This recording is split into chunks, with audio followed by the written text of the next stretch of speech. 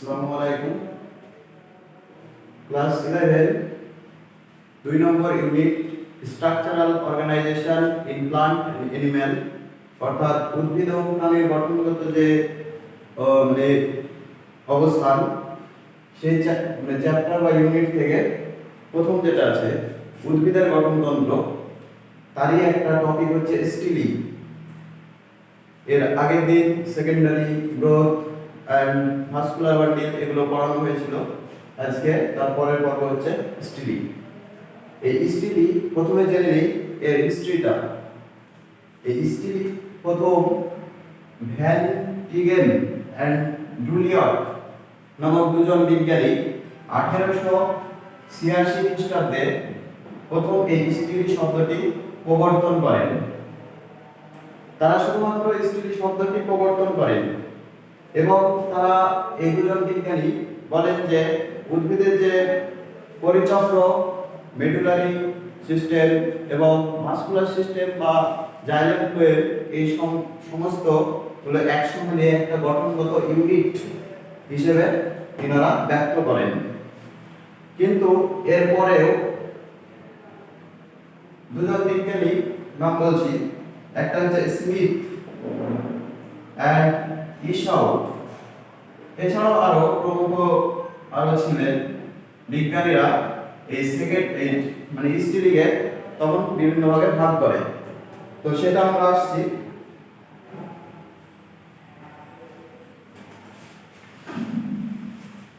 প্রথমে আগে স্টিলিটাকে জেনে নিই, তারপরে তার ভাগগুলো। এখানে স্টিলি আমরা ভাস্কুলার বান্ডিল বা কন্ডাক্টিং যে সিস্টেম পড়েছিলাম, সেখানে দেখেছিলাম যে জাইলেম এবং ফ্লোয়েম দুটো একসঙ্গে পাশাপাশি অবস্থান করে ভাস্কুলার বান্ডিল বা নালিকা বান্ডিল বা সংবহন কলাতন্ত্র গঠিত হয়েছিল। তো এখানে স্টিলি যেটা, এটাও তাই। উদ্ভিদের ক্ষেত্রে উদ্ভিদের যদি আমরা একটা কাণ্ডকে প্রস্থচ্ছেদ করি, তার কেন্দ্রে মজ্জা পাবো। আর এই মজ্জাটা কি সেটা আমরা আগে মেরিস্টেমেটিক টিস্যু বা বাচক কলা পড়ার সময় পড়েছি। এই মজ্জা সহ জাইলেম এবং ফ্লোয়েম এই সকল নিয়ে যে সিস্টেম গঠিত হয় তাকে বলা হচ্ছে স্টিলি। এবারে কোন কোন ক্ষেত্রে মজ্জা থাকতেও পারে, আবার নাও থাকতে পারে। তো এই মজ্জা উপস্থিতি বা অনুপস্থিতি এই দুয়ের ভিত্তিতে স্মিথ এবং ইশাও, যে দুজনের নাম করলাম, স্মিথ এন্ড ইশাও, এই দুজন বিজ্ঞানী নাম বললাম। এছাড়াও আরো আছে প্রমুখ বিজ্ঞানী দ্বয়। এই যে মজ্জার কথা বললাম, এই মজ্জার উপস্থিতি এবং অনুপস্থিতির উপর ভিত্তি করে স্টিলিকে দুই ভাগে ভাগ করেন প্রাথমিকভাবে। একটাকে বলা হচ্ছে প্রোটোস্টিলি, আর একটা হচ্ছে সাইফোনোস্টিলি। প্রোটোস্টিলিটা কি? এটা হচ্ছে মজ্জাবিহীন, অর্থাৎ এদের মজ্জা থাকে না, মজ্জাবিহীন। তাছাড়া জাইলেম ফ্লোয়েম এগুলো অবস্থান করে। আর যেটা হচ্ছে সাইফোনোস্টিলি, সেখানে মজ্জা যুক্ত হয়, মজ্জা যুক্ত। তো এই দুই ভাগে প্রাথমিক ভাগ করা হয় এবং এদের আলাদা যে ভাগগুলো আছে তাদের নাম এবং উদাহরণ আর গঠন, এটাই তোমাদের একাদশ শ্রেণীর জন্য মানে সিলেবাসে পড়তে হবে।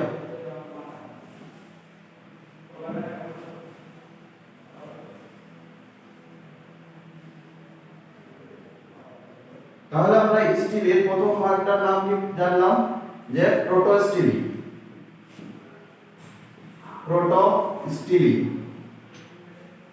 এই প্রোটোস্টিলিটা হচ্ছে মজ্জাবিহীন এবং এটি সবচেয়ে খুবই সরলতম স্টিলি গঠনগতভাবে, এবং এটি খুবই আদি মানে প্রাথমিকভাবে এটি পরিলক্ষিত প্রোটোস্টিলিটা।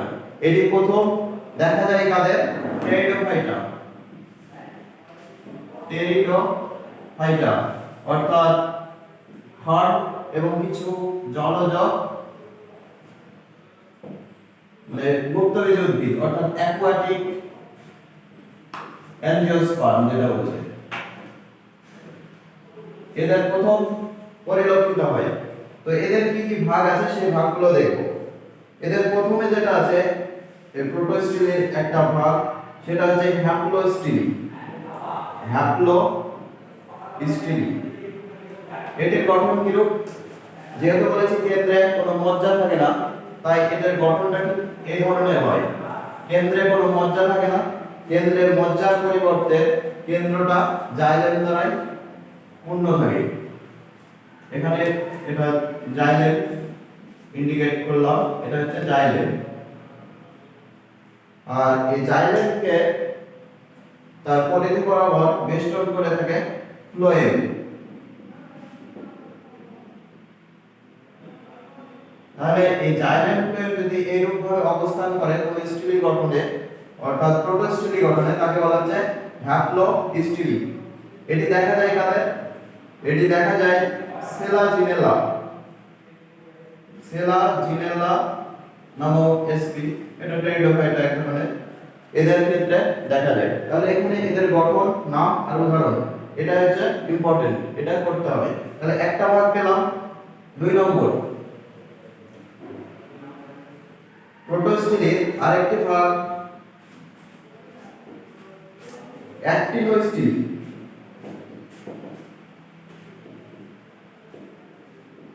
এই অ্যাক্টিনোস্টিলের গঠন কিরূপ? এক্ষেত্রে জাইলেমটি তারার মতো আকার ধারণ করে কৌণিক ভাবে, মানে এরূপ।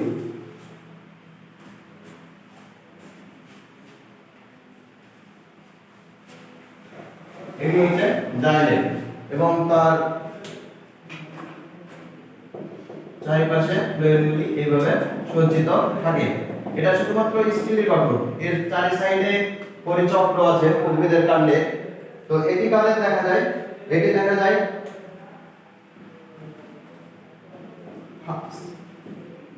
সাইলোটাম এসপি।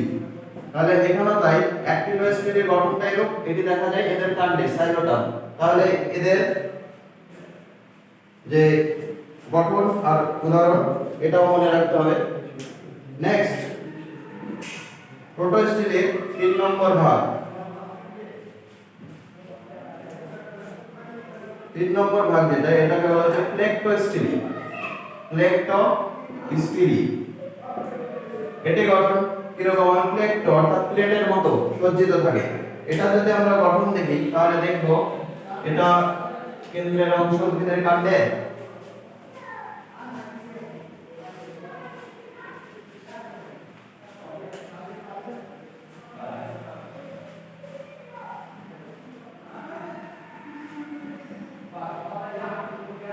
জাইলেমগুলি এখানে এরকম প্লেটের মতো সজ্জিত থাকে, আর বাদবাকি যে জায়গাটি থাকে সেটা সম্পূর্ণরূপে ফ্লোয়েম পরিবৃত থাকে। এই ধরনের যদি স্টিলি দেখতে হয় প্রোটোস্টিলি মজ্জাবিহীন, তাহলে সেটিকে আমরা বলবো প্লেক্টোস্টিলি। এটা দেখা যায় কাদের? এটা দেখা যায় লাইকোপোডিয়াম। তাহলে সব লাইকোপোডিয়ামে নয়, এর একটা স্পিসিস আছে ক্লাভাটাম। এই লাইকোপোডিয়াম ক্লাভাটাম নামক যে উদ্ভিদটি আছে তাদের ক্ষেত্রে এই প্লেক্টোস্টিলিটি দেখা যায়। তাহলে এই 3 প্রকার আমরা দেখলাম প্রোটোস্টিলি তার ভাগ। তাহলে মজ্জাবিহীন যে স্টিলি প্রোটোস্টিলি এটা পেয়ে গেলাম। এরপরে আছে সাইফোনোস্টিলি, আর এই সাইফোনোস্টিলের ভাগ অনেক আছে। এটার পরে তোমাদের স্টিলিটা কমপ্লিট হয়ে যাবে, এটা লাস্ট ভাগ যে সাইফোনোস্টিলির যে ভাগগুলো আছে। 2 নম্বর তাহলে সাইফোনোস্টিলি। সাইফোনোস্টিল কি বললাম? সাইফোনোস্টিল হচ্ছে মজ্জাযুক্ত প্যারেনকাইমা কলা দ্বারা গঠিত যে মজ্জা, সেই কেন্দ্রে মজ্জা থাকবে, তার চারিপাশে জাইলেম ফ্লোয়েম দ্বারা পরিবৃত অবস্থায় যে স্টিলি গঠন করবে সেটিকে বলা হচ্ছে সাইফোনোস্টিলি। তাহলে এদের ভাগগুলো দেখে নিই।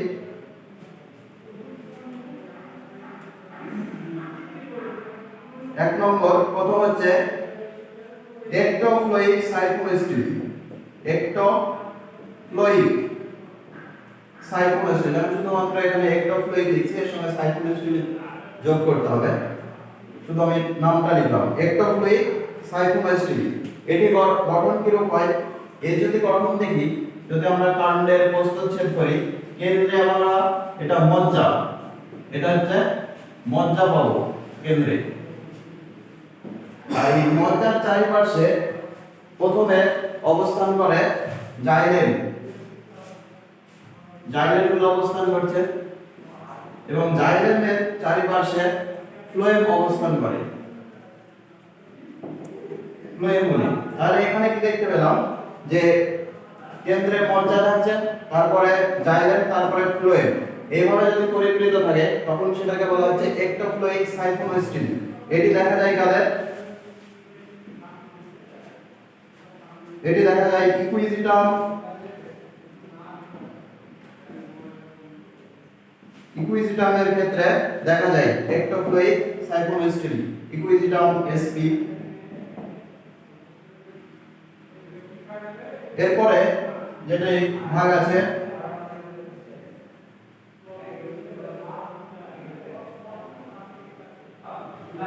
এক্টোফ্লোয়িক এর পরে আসছে অ্যাম্ফিফ্লোয়িক, অ্যাম্ফিফ্লোয়িক সাইফোনোস্টিলি। এটির গঠন কিরূপ? আমরা নালিকা বান্ডিল পড়ার সময় যে সমদ্বিপার্শ্ব নালিকা বান্ডিল পড়েছিলাম, ঠিক সেই রকম ভাবে অবস্থান করে এদের ভেতরে জাইলেম ফ্লোয়েমগুলি। কেন্দ্রে মজ্জা থাকছে, এটা মজ্জা, আর মজ্জার পরে থাকছে ফ্লোয়েম, আর তারপরে জাইলেম, তারপরে আবার ফ্লোয়েম, অর্থাৎ কেন্দ্রে জাইলেম, তার দুই সাইডে ফ্লোয়েম অবস্থান করছে। তাহলে এটা হচ্ছে ফ্লোয়েম, এটা ফ্লোয়েম, আর এটা হচ্ছে জাইলেম, আর এটা ফ্লোয়েম। তাহলে মধ্যভাগে জাইলেম অবস্থান করছে, তার নিচের দিকে ফ্লোয়েম, উপরের দিকে অর্থাৎ আউটার সাইডে ফ্লোয়েম অবস্থান করছে। এইরূপ অবস্থান করলে তখন সেটাকে বলা হচ্ছে অ্যাম্ফিফ্লোয়িক সাইফোনোস্টিলি। এটি দেখা যায়, তোমরা নাম শুনেছ শুষ্নি, সেই শুষ্নি গাছে মার্সেলিয়া এর নাম শুষ্নি, শুষ্নি গাছে পরিলক্ষিত হয়।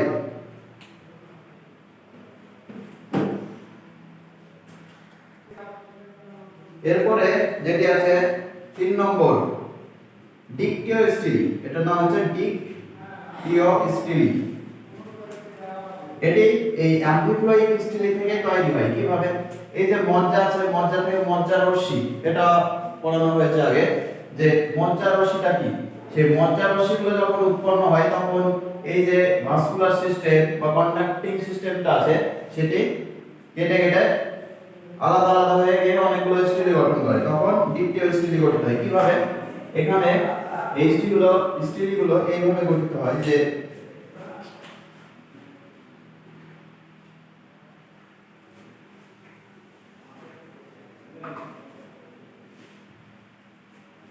চারিপাশেই থাকে, আমি এখানে অল্প করে আঁকলাম। এটা হচ্ছে জাইলেম, আর তার চারি সাইডে ফ্লোয়েম এইভাবে অবস্থান করে।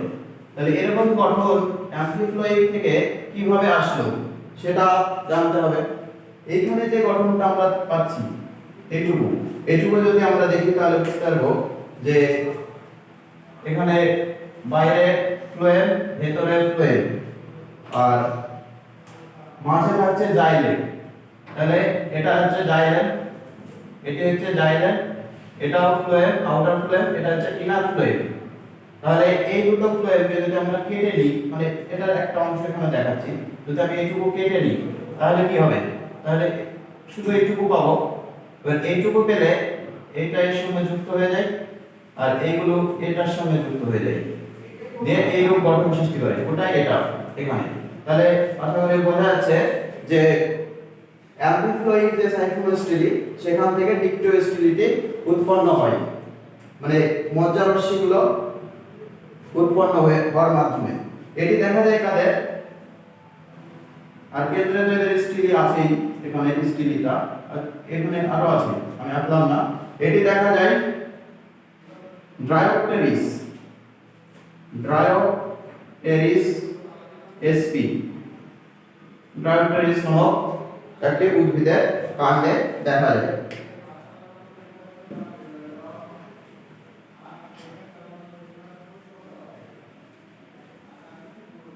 নেক্সট হচ্ছে ইউস্টিলি, 4 নম্বর ইউস্টিলি। এই ইউস্টিলিটা গঠন কেরকম? প্রথমে যেটা প্রথম ভাগ করানো হয়েছিল সাইফোনোস্টিলি, ওটির যেটা ছিল একটোফ্লুইড, ওটির গঠন ছিল কেন্দ্রে মজ্জা ছিল, তারপরে জাইলেম, এটি ছিল জাইলেম, আর বাইরে ছিল ফ্লোয়েম, এটা ছিল একটোফ্লুইড। প্রথম যে ভাগ ছিল এই একটোফ্লুইড থেকে যেমন সাইফোনোস্টিলি, সেটি থেকে যেমন ডিকটিওস্টিলি উৎপন্ন হয়েছিল, ঠিক একটোফ্লুইড থেকে ইউস্টিলিটাও তৈরি হয় ঠিক একই রকম ভাবে। কিভাবে? এখান থেকে যে মজ্জা রশ্মিগুলো উৎপন্ন হয় দিয়ে গঠন করে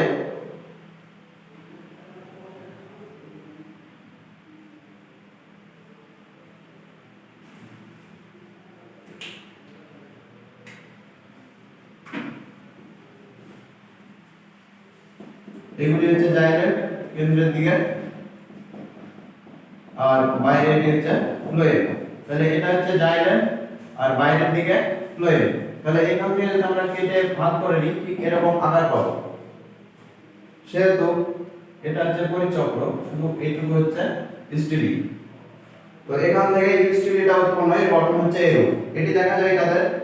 এই স্টিলিটা দেখা যায় কুন্ড গাছে, কিউকারবিটা, কিউকারবিটা এসপি, এটা কিউকারবিটা পিকো ম্যাক্সিমা এরকম আছে, তোমরা এসপি লিখলাম। এখানে কিউকারবিটা বা কুন্ড গাছে স্টিলিটি পরিলক্ষিত হয়।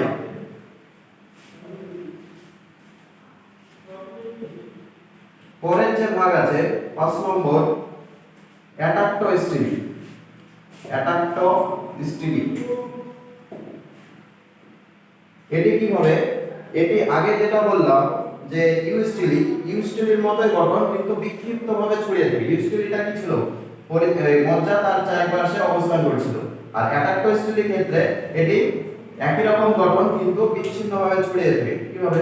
দেখা যাচ্ছে এখানে থাকতে পারে, এখানে থাকতে পারে, এখানে, মানে বিচ্ছিন্নভাবে ছড়িয়ে থাকে এদিক সেদিক।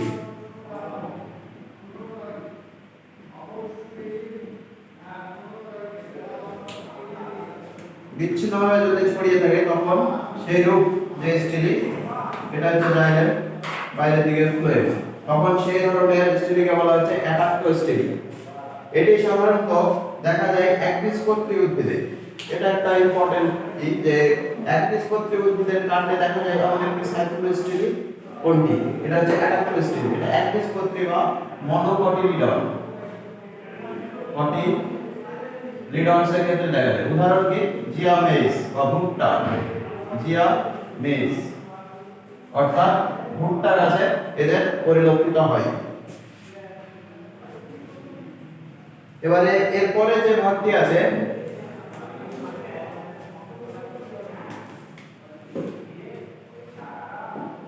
সোলেনোস্টিলি, সোলেনোস্টিলি। এই সোলেনোস্টিলিটা কি? এই সোলেনোস্টিলি প্রথম যেটা ভাগ করা হয়েছিল একটোফ্লোইক এবং অ্যামফিফ্লোইক। সেই একটোফ্লোইক বা অ্যামফিফ্লোইক থেকে যদি একটি অংশ বিচ্ছিন্ন হয়ে যায় তখন সেটাকে বলা হচ্ছে সোলেনোস্টিলি। কিরূপ? এটা দেখা যাচ্ছে স্টিলি, এটা কেন্দ্রে, এটা মজ্জা, প্রথমে জাইলেম, সরি যদি আমরা অ্যামফিফ্লোইক দেখি তাহলে প্রথমে ছিল ফ্লোয়েম, তারপরে জাইলেম, তারপরে ফ্লোয়েম, এটা ফ্লোয়েম, এগুলো হচ্ছে ফ্লোয়েম, এটাও ফ্লোয়েম, কেন্দ্রে এটা জাইলেম। এবার এর থেকে কোনো একটি অংশ যদি বিচ্ছিন্ন হয়ে যায়, দেখা যাচ্ছে এখান থেকে কোনো একটি অংশ বিচ্ছিন্ন হয়ে যাচ্ছে, বিচ্ছিন্ন হয়ে গিয়ে এরূপ গঠন সৃষ্টি করছে আলাদাভাবে।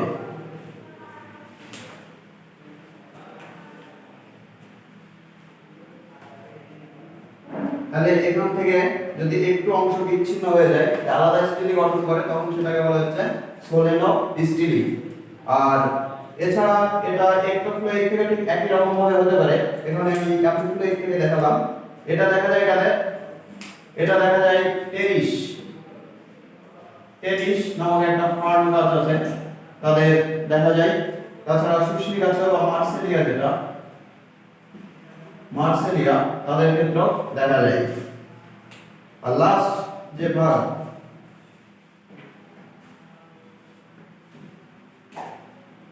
লাস্ট ভাগ হচ্ছে পলিসাইক্লিক স্টিলি। Polycyclic steel. পলিসাইক্লিক স্টিলতে কি হয়, এখানেও তাই, এখানে যে স্টিলটি গঠিত হয় সেখানে অনেকগুলো স্তম্ভ থাকে, একটি স্তম্ভে থাকে না। কেন্দ্রে দেখা যাচ্ছে মজ্জা আছে, তার চারিপাশে হয়তো দেখা যাচ্ছে সাইফন একটা অ্যান্টিফ্লোয়িক স্টিল আছে কিংবা এক্টোফ্লোয়িক স্টিল আছে, তার চারিপাশে আবার দেখা যাচ্ছে সাইফন স্টিল গঠন করছে। সাইফন স্টিল কি বললাম যে সোলেনো স্টিল অবস্থান করে, যেটা সাইফন স্টিলের একটি ভাগ ছিল অ্যান্টিফ্লোয়িক, সেই অ্যান্টিফ্লোয়িক থেকে যে সোলেনো স্টিল গঠিত হয়েছিল একটা বিচ্ছিন্ন হয়ে গিয়ে এটি দেখা যাচ্ছে বাইরের দিকে অবস্থান করছে, ভেতরে আরেকটা মানে দুটো চক্রাকারে অবস্থান করছে, দুই রকম স্টিল, তখন সেটাকে বলা হচ্ছে পলিসাইক্লিক স্টিল। এটি দেখা যায়